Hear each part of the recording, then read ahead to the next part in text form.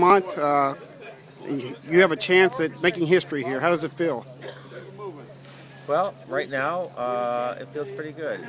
Just seeing the relaxed looks on everybody's faces here at the barn is, to me, a very good sign. And, people would think that you should be very nervous coming up to an event like this. And I actually have the sense that everyone's kind of looking forward to it. So I would take that as a positive. You've been at this game for quite a while. What does this mean to your program to have a horse like this?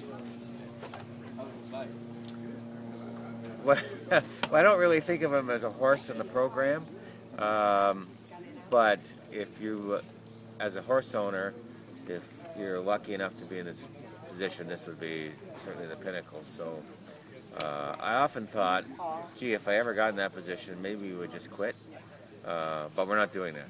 So hopefully, no matter what happens on Saturday, the goal should be next year to try to repeat the experience and so on. And, that might take 10 years or 15 years or maybe never.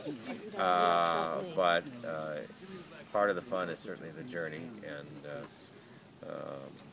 as far as this journey goes, we're almost at the end of it, I think, or at least this chapter. Are you worried that the change of barns is going to somehow affect him negatively? Or? No, but I'm not the trainer. Look, one of the hallmarks of this horse is that he's been, although he's very alert, he's pretty much unflappable. And, so he's moved from certainly Hollywood Park to Santa Anita, back and forth, and then, of course, to Churchill and Pimlico, and none of that seems to have bothered the horse. So the fact that he moved stalls at Belmont, I haven't asked him, but I'm presuming it won't be any big deal. Do you have an opinion of the rule in general now, especially as somebody that supported New York racing and has had horses?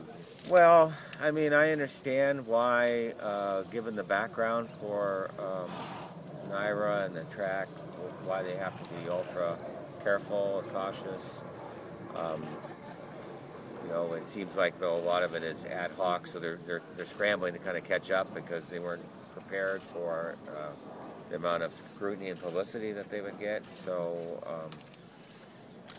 if they had it to do in hindsight, I'm sure they would have started that process earlier. But hey, it is what it is, yeah. And those folks are under a lot of pressure, and certainly a political microscope. So they're just reacting to that. So. Is it political?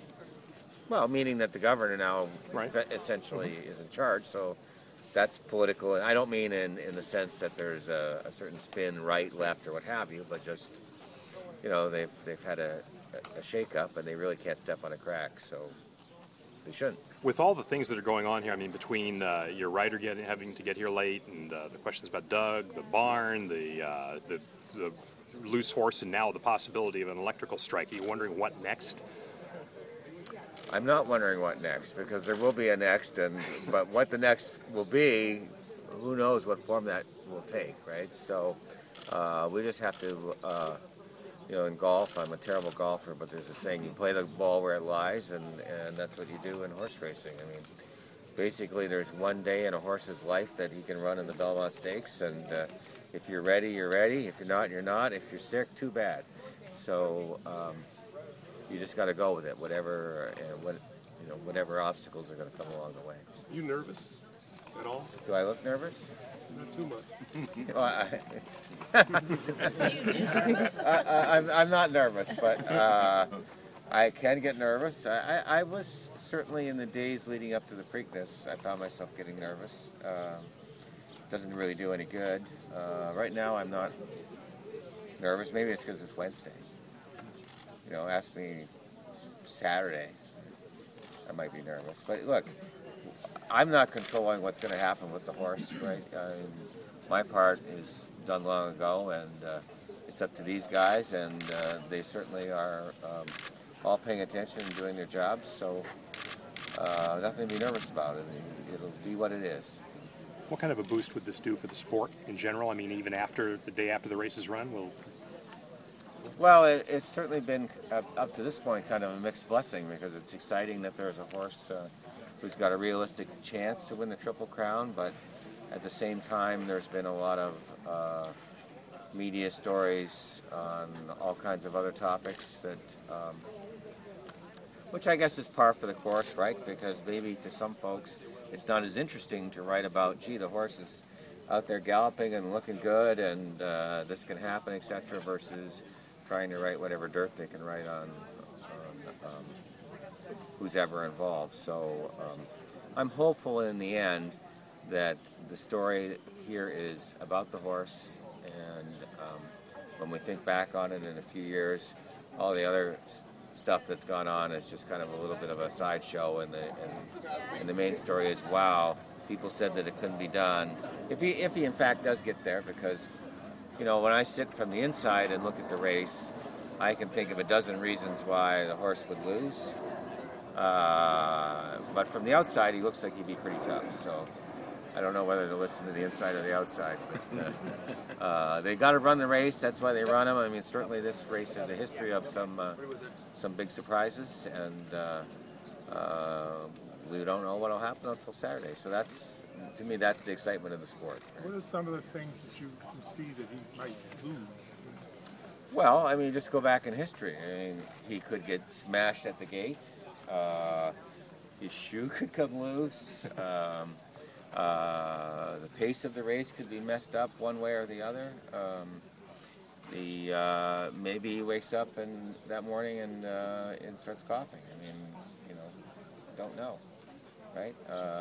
Maybe, you know, we like to think that the horse should be as well suited to a mile and a half as any other horse, but I mean, that's just all speculation at this point, right? And maybe another horse will reach up and have the performance of his life, and so maybe we'll race well, but maybe that horse will race better. And that's why they run them, and that's why the public is wrong 2 out of 3 times. So, and my own experience has been that when we are overwhelming favorites, we always lose. So, you know, I can't tell you how many times I've looked up and seen a horse of ours be more odds on than this horse is going to be, and people are saying, "Oh, why are they running this race? You're 1 to 5, you're 2 to 5," and not only do we lose, we run up the track. So a lot can happen, certainly. I mean, is it comforting to know that no matter what happens, you got the Derby, and a very exciting running of the Preakness? Well, sure. I mean, if you put me back in a time machine 4 months and you said, okay, here's the deal, you're going to win the Derby, and you're going to look like you have a live chance in the Belmont, and it's going to be, things won't go as planned, and you'll get crushed. Would you accept that as an outcome right now, or would you roll the dice and see what happens, and maybe you don't win the Derby? You know, I'd say, okay, I'll take the refrigerator, the Derby.